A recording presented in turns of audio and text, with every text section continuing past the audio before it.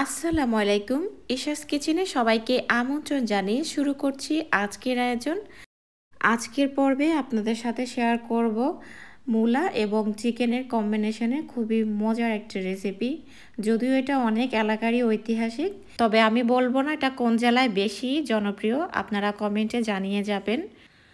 আর যারা এখনও রেসিপিটি ট্রাই করেননি, আমি তাদেরকে বলবো একবার হলে রেসিপিটি এই গরমে ট্রাই করবেন। আশা করছি আপনাদের কাছে খুবই ভালো লাগবে। তো চলুন আজকে আমরা মূলা দিয়ে চিকেন রান্না করি। তো এর জন্য আমি একটা পাতিলের মধ্যে দিয়ে দিচ্ছি রান্নার রেগুলার তেল। এখানে তেল দিয়েছি আমি 3 টেবিল চামচ। আর আরেকটা কথা আপনাদেরকে বলে রাখি, এই রান্নায় কিন্তু বাড়তি কোনো মশলার ঝামেলা নেই। খুব কম মশলা দিয়ে কিন্তু আজকে এই রেসিপিটি ট্রাই করতে পারবেন।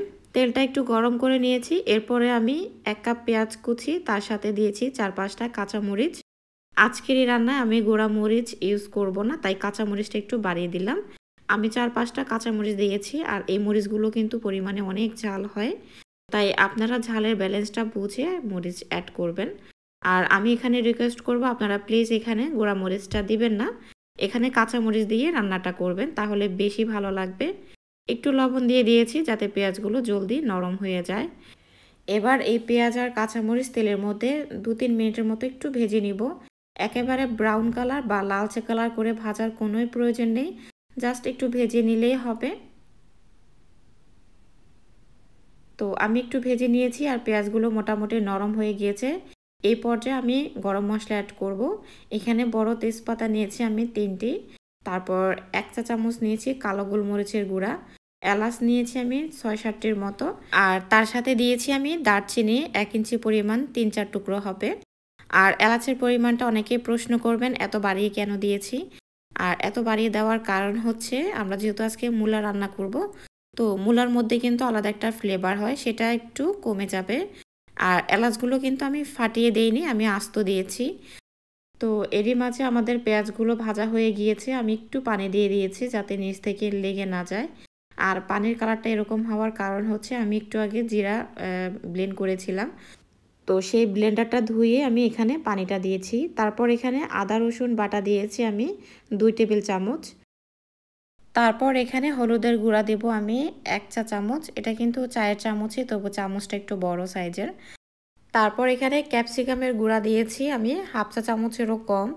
তারপর ভাজা জিরার গুঁড়া দিয়েছি আমি 1 টেবিল চামচ, একেবারে ভর্তি করে। আর আজকে আমি ভিডিওর শুরুতে বলেছিলাম যে শুধু কাঁচামরিচ দিয়ে রান্না করার জন্য। এবার হয়তো অনেকে প্রশ্ন করবেন ক্যাপসিকামের গুঁড়াটা আমি কেন দিয়েছি। আসলে এটা কালারের জন্য দিয়েছি, যাতে দেখতে ভালো লাগে। যদি আপনারা রান্না করেন পার্সোনালি, তাহলে এটাও দিবেন না, এটাও স্কিপ করবেন। আমি জাস্ট দেখতে যাতে সুন্দর হয় আপনাদের কাছে, তাই দিলাম। তো কথা বলতে বলতে এর মাঝে কিন্তু মশলাটা আমি কষিয়ে নিয়েছি, দেখতেই পেয়েছেন। উপরে যখন তেল ভেসে উঠবে ওই পর্যায়ে আপনারা চিকেন দিয়ে দিবেন। তো আমি এবার চিকেনগুলো ভালো করে একটু নেড়েচেড়ে মিক্স করে নিব। আর এখানে কোনো আমি পরিমাপ করে নিইনি, আমি প্রায় 250 গ্রামের একটি মুরগি এখানে নিয়েছি। এখন এই মাংসটাকে আমি তেলের মধ্যে কষিয়ে নিব, কোনো প্রকার পানি ছাড়া। চেষ্টা করবেন পানি ছাড়া চিকেনগুলো ভালো করে একটু কষিয়ে নেওয়ার জন্য। আমি প্রায় 7-8 মিনিটের মতো কষিয়ে নিয়েছি। এবার হচ্ছে এই পর্যায়ে আমি দিয়ে দিব মূলা। আর এগুলো একটু বড় সাইজ করে কেটে নিয়েছি। একটু লক্ষ্য করুন আমি কতটুকু সাইজ করে কেটেছি। এর থেকে ছোট বা পাতলা করে কাটতে যাবে না, তাহলে কিন্তু দেখতেও ভালো লাগবে না, আর খেতেও ভালো লাগবে না, আর গলে গলে যাবে। তাই একটু মোটা সাইজ করে কেটে নেবেন। আমরা নর্মালি যেরকম আলু দিয়ে মুরগি রান্না করে থাকি, ঠিক ওই রকম। এবার হচ্ছে এই তেলের মধ্যে মাংস এবং মূলা ভালোভাবে কষিয়ে নেব। আর আমি কিন্তু এখনও পানি অ্যাড করিনি। এখন চুলার আঁচটা একটু কমিয়ে দিয়ে তারপর হচ্ছে আমি ঢাকনা দিয়ে রান্না করব। যদি ঢাকনা দিয়ে না রান্না করেন তাহলে মূলাটা সিদ্ধ হতে একটু সময় লাগবে, তাই ঢাকনা দিয়ে একটু পরপর নেড়েচেড়ে রান্না করে নেবেন। চেষ্টা করবেন মুরগি আর মূলা ভালো করে তেলের মধ্যেই কষিয়ে নেওয়ার জন্য। যতটুকু সম্ভব তেলের মধ্যে কষিয়ে নেবেন, এতে করে খেতে ভালো লাগবে। আর এদিকে আমাদের মাংস রান্না প্রায় 80% হয়ে গিয়েছে। এ পর্যায়ে আমি টমেটো দিয়েছি। আমি এখানে বড় সাইজের একটা দিয়েছি। টমেটো দেওয়ার চেষ্টা করবেন, এতে করে খেতেও ভালো লাগবে। আর টমেটো অবশ্যই লাস্ট পর্যায়ে দিবেন। যদি মূলা সিদ্ধ হওয়ার আগেই টমেটো দিয়ে দেন, তাহলে দেখা যাবে টমেটো থেকে টক পানিটা ছেড়ে মূলাটা সিদ্ধ হতে চাইবে না। তাই মূলাটা 80% সিদ্ধ হওয়ার পরে আপনারা টমেটো দিবেন। এবার এই পর্যায়ে চাইলে আপনারা টমেটো দেওয়ার পরে কষিয়ে নিতে পারেন। তো আমি আর এটা করব না, আমি সাথে সাথে ঝোলটা দিয়ে দিব। আর ঝোলের পরিমাণটা একেবারে আপনাদের উপর ডিপেন্ড করবে আপনারা কতটুকু রাখতে চান। তবে এই রেসিপিতে চেষ্টা করবেন ঝোলের পরিমাণটা একটু বাড়িয়ে দেওয়ার জন্য। আর এই ঝোলটা বেশি হলে কিন্তু খেতে ভালো লাগে। আমি আমার পছন্দ মতো ঝোল দিয়ে দিয়েছি। এবার হচ্ছে আমি ঢেকে দিব, ঢেকে রান্না করব। আর আপনি এই রেসিপিটি কোত্থেকে দেখছেন অবশ্যই কিন্তু কমেন্ট করে জানাবেন। আর সত্যি যদি আমার রেসিপিটি আপনার কাছে ভালো লাগে তাহলে আমার অনুরোধ রইল আমার চ্যানেলটি সাবস্ক্রাইব করে নিয়মিত আমার পাশে থাকবেন।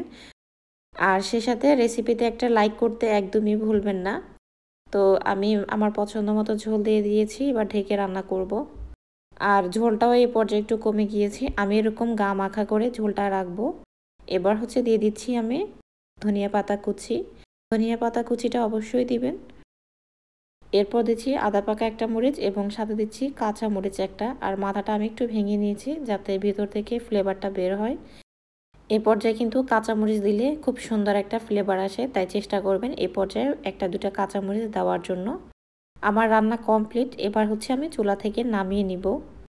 আর এই রেসিপিটির সাথে আপনি গরম ভাত দিয়ে পরিবেশন করবেন, দেখবেন খেতে এত ভালো লাগবে, আপনি এই রেসিপির প্রেমে পড়ে যাবেন। আর সাথে অবশ্যই কিন্তু এক টুকরো লেবু রাখবেন। গরমের সিজনে একবার হলেও এই রেসিপিটি ট্রাই করে দেখবেন, আশা করছি আপনাদের কাছে ভালো লাগবে। তো আজ আর কথা বাড়াবো না, আগামী রেসিপি দেখার আমন্ত্রণ জানিয়ে আজকের মতো এখানে বিদায় নিচ্ছি।